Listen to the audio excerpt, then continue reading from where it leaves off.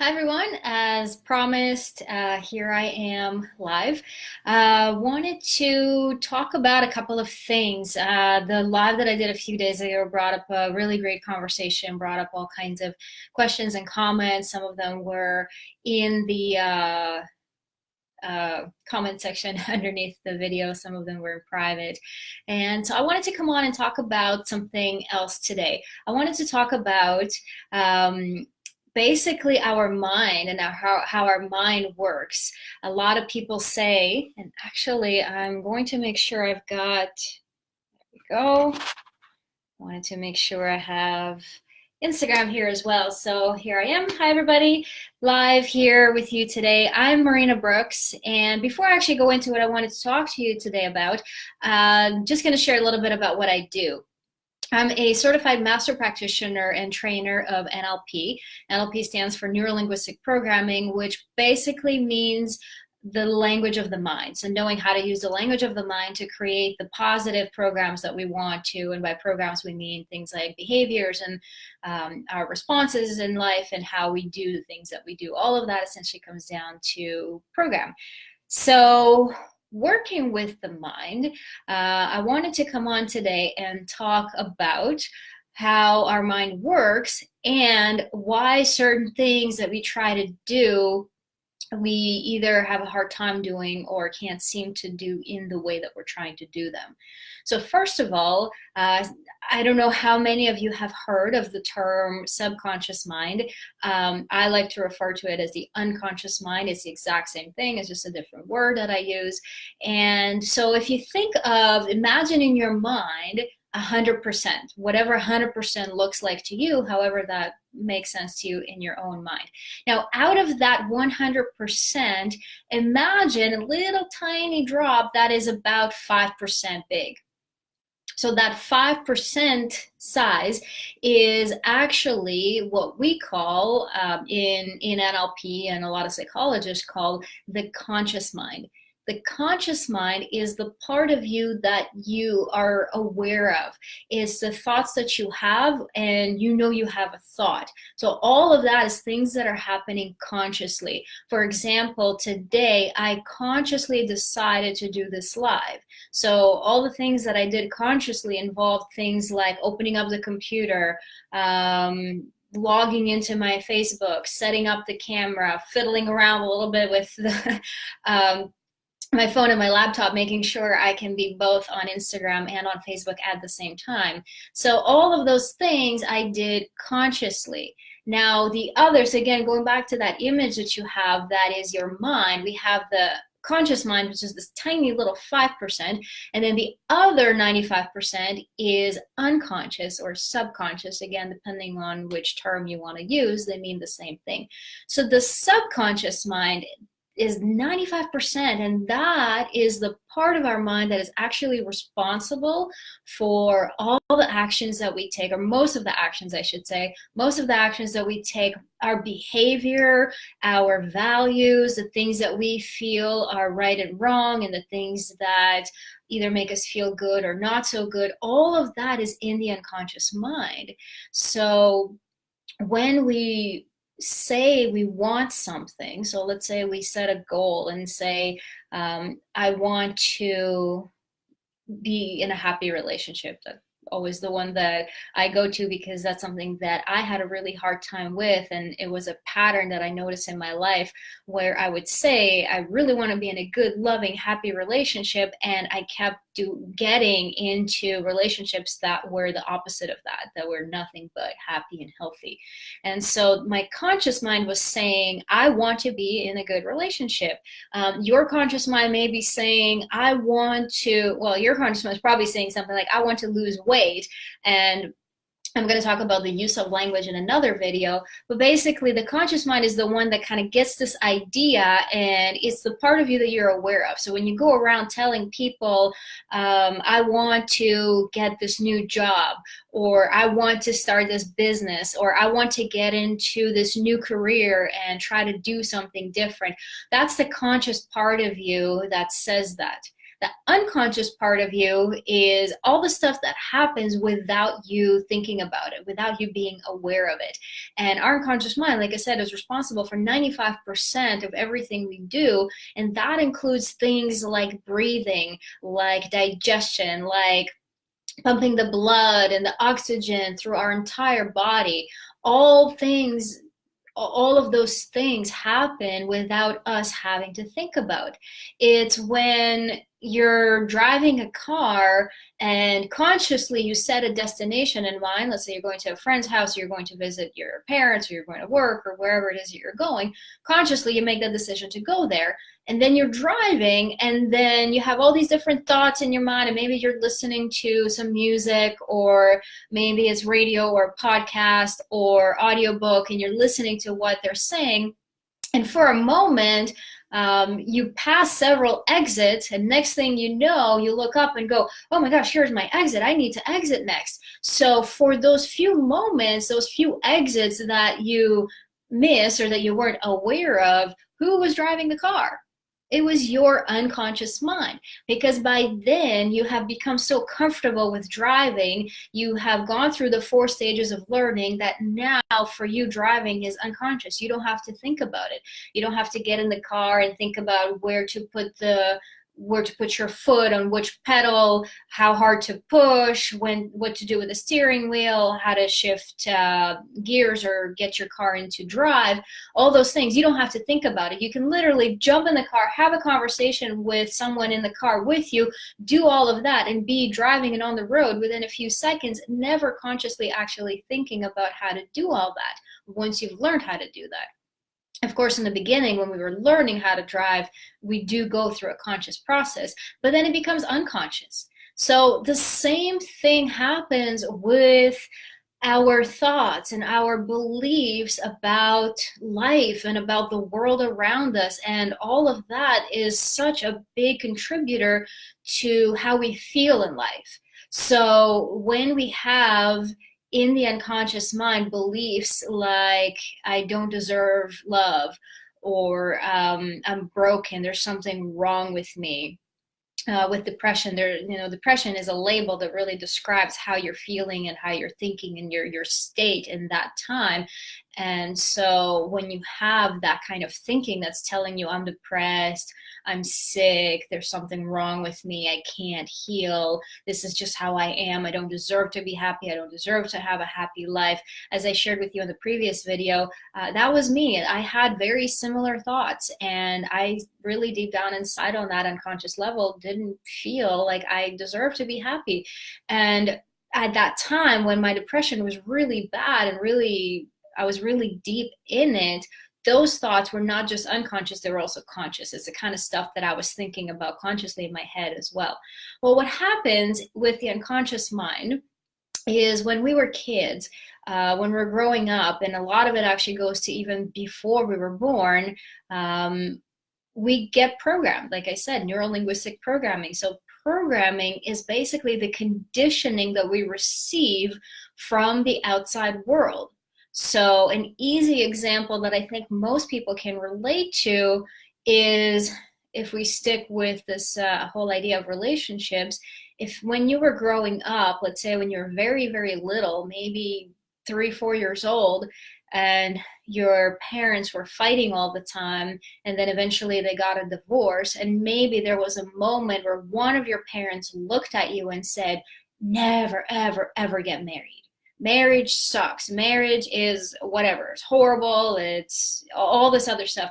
And so when you were 3 or 4 years old, you don't have the conscious ability to decide if what you're being told is true or it's not true, if it's something you want to believe or don't want to believe.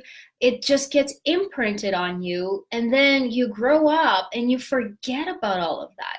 You forget that incident ever happened. You forget that your parent, whichever one it was, said that to you. You probably may even forget most of the fighting and most of the things that you heard when your parents were fighting, and maybe the feelings that you were feeling. All of that eventually gets buried down deep in the unconscious mind, because again, that 5%, that's all we have to operate consciously. It's still there in your unconscious mind. You're just not aware of it. And a term that we use to describe that, and that nowadays, and especially in the line of work that I do, is baggage. And not just in my line of work. I think everybody uses the word baggage. Oh, I have baggage from my last relationship. Oh, I have baggage from my last job, or whatever it is. We all have this baggage, and this baggage is just like the example that I gave with parents that got divorced, and maybe your parents didn't get divorced. Maybe it was something else. Maybe it was about money. You saw your parents fighting about money all the time, and all you heard was money is evil, and money makes people, or good people, do bad things, or whatever it is that you heard. Again, when you're so little, your mind can't tell apart if what's happening is real, or if it's something that you should take on and believe and live your life by, or if it's just somebody else's story, somebody else's beliefs. And so up until the age of 7, we absorb everything thinking that's just how the world is. And everything we're told in that phase, we take on as truth, and it becomes our truth, even though at that time it wasn't. So if your parents had a negative relationship with money and they tell you all these stories about how money is bad, that's how you grow up, having issues around money. Again, it all gets put away in the unconscious mind, and you don't even remember those things. You don't remember your parents saying this. You don't remember all the fights and all the other things that were said around it. You may have a few memories, and you may think, yeah, it was kind of always stressful. My dad would come home from work and he'd slam the newspaper on the table and say something and kind of grumble, and my mom was always stressed out. And you may have memories like that, but all those things that were said, all the beliefs, and the really deeper stuff, the more important stuff, that your unconscious mind has stored away and no longer thinks about. Well, when we experience a really deep emotional pain, like sadness or pain, emotional pain, it comes up. Really what it means, what's happening is your unconscious mind brings it up to the surface because it believes that in that moment you now have the right tools to deal with it. You finally came across the resources that you need to clear it all away. Until then, your unconscious mind will keep it stored away to keep you protected, to keep you safe.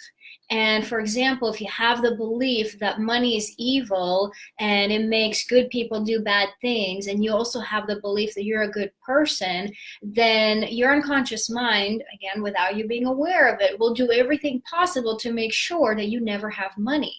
Because if you have money and you have the belief that money will make you do something bad, then you don't want money. And so you put up a block and you make sure that you don't get it.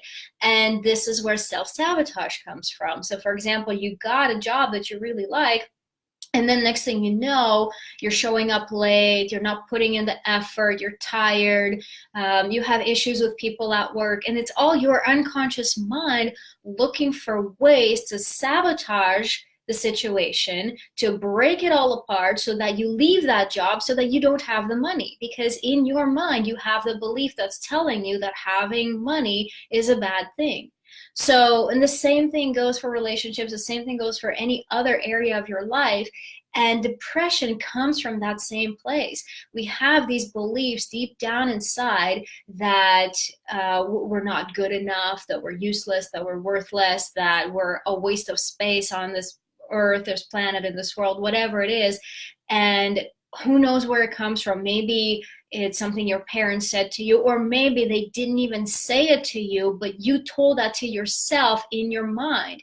Maybe your parents were going through some stress in their own life when you were very little, and because they were stressed out, and let's say you wanted to spend time with them and they kept saying, I don't have time for you right now, no, go do something else and whatever. And so in your own mind, eventually you created the belief that I'm not good enough, my parents don't want to spend time with me, they don't have time for me, they're always stressed out, they always seem upset when I come around. So you create this belief in your mind that says that you're not good enough or you're not loved or whatever it is. And so that belief again gets deeply rooted in your unconscious mind. And then as you go on to live life, your unconscious mind will do everything possible to stay true to that belief. So if you have a belief that says you're unlovable, then it'll make sure that you never have love. And it's not doing it because it wants to hurt you. It's doing it because it wants to protect you. Your unconscious mind wants to make sure that you're never a liar to yourself. So if you have a belief saying you're unlovable, if you find love, then it doesn't match. And then your unconscious mind is going to go, what's happening here? This isn't working. This not supposed to make sense because I'm not supposed to have love. You just told me that love is bad and that you're not worth having love. So how can you have love? It's just those two things don't match up. And so your unconscious mind will throw that out. So that's what happens in relationships. When you go into a relationship and things kind of start to get good and serious, and then suddenly you get scared and you run off and you do everything you can to end that relationship because, again, like this feeling of love and things being good in a relationship feels weird. It feels wrong for you unconsciously. Consciously, you may be all excited and thinking, oh my God, this is great, I finally found this really great person. But your unconscious mind, which again is responsible for 95% of your behavior and your thoughts and your beliefs, that is what's driving you to make these decisions. And I can't say it enough, it keeps happening unconsciously. And so one of the things that I wanted to talk about today is why just positive thinking doesn't work. Because when, and also to tag on to that, why the traditional therapy model of talk therapy doesn't work. Because what happens is you go to the therapist's office and the therapist will talk to you about the problem, and you talk about the problem consciously. And you're talking about everything you think about the problem consciously. And then the therapist, maybe they may say something that they think of consciously, or they may not say anything. They might just ask you some questions like, well, what do you think? And how do you think this is going to help you? Or whatever it is, or why do you think this is happening? And you're thinking about it consciously. And so all of that, in that little 5%, you're trying to figure out the problem consciously, when at the same time you have the 5% and then you have the other 95% driving the rest of your beliefs and your values and your decisions against that. So the way positive thinking works is, let's say a friend tells you, oh, I heard about these affirmations, or you read a book and in the book they talk about just do affirmations every day. Look at yourself in the mirror and say, I love myself. And you look at yourself in the mirror and you say that, and then everything inside you just cringes and you go, oh, I can't say that to myself. And you think, well, if I say it enough times, maybe then I'll believe it.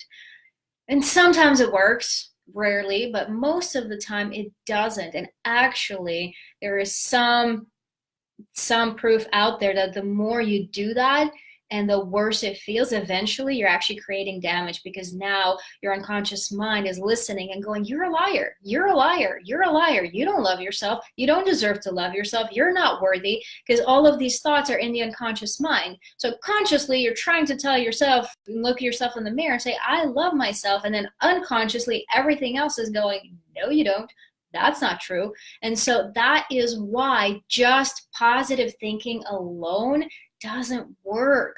And unfortunately, so much in therapy nowadays is being put on that path of trying to solve a problem consciously.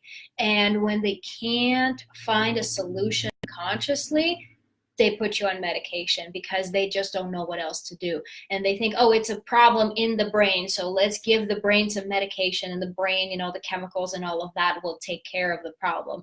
Well, all that's happening is your unconscious mind created this belief that you can't have happiness, that you can't be fulfilled in your life, that you can't feel good about yourself in your life. And so it's creating the behaviors that are in alignment with that, that fit that same pattern. And when you try to go against that consciously, either talking to somebody or telling yourself all these positive things that just don't align, it's like, again, trying to take the square piece and try to push it through a round hole, and it just doesn't fit. And you can keep shoving it in and going harder and harder at it, or you can just put it all down and give up altogether. Or you can recognize that you're working with your conscious mind, and your conscious mind and your unconscious mind have this mismatch. So what's the solution? Let me talk about that for a moment here. So the work that I do, the work that there's many people out there to do similar work, unfortunately not enough of us, and my mission is to really get this out there so more and more people know about this.